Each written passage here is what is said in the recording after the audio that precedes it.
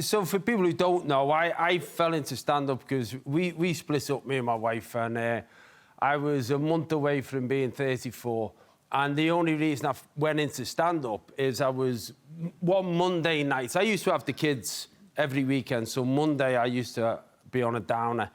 And I was walking past a comedy club in Manchester called the Frog and Bucket, which I'm sure you're very familiar with. Oh, I know been there many times. And I was... I'd been to 2 comedy clubs in my whole life. I had no interest in stand-up comedy at all. And anyway, I thought I'll go in, because comedy's great, and anyone who's ever on their own, just go to a comedy club. You sit in a room full of strangers, but everyone laughs at the same time. So I thought I'll go in there and it'll cheer me up. And I used to do this joke, which is not the best joke in the world, and I've said this story before, but it's the only story that's the truth, is I used to do this joke to let all the ladies in the room know I was a single man.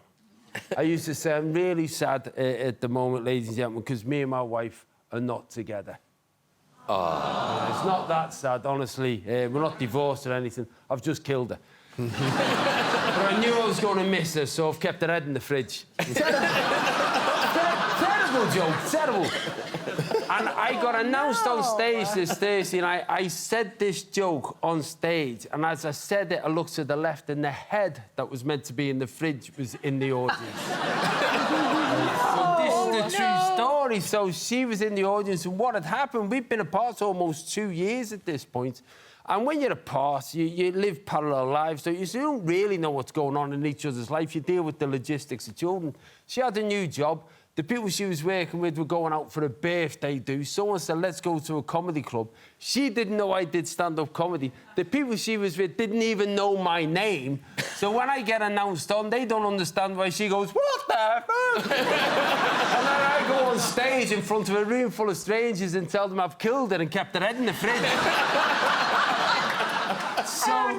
So that twist is in the film where they get back together. And what happened with us is that I remember we were literally going through the final stages of the divorce. I remember seeing that and thinking, God, that's going to cost me another 10 grand. And then she came over and we started talking. And it was lovely. We discovered each other again. She said, that was a surprise. I said, look, I'm really sorry about the whole head thing. She said, no. She said, the surprise was you were funny. You made me laugh.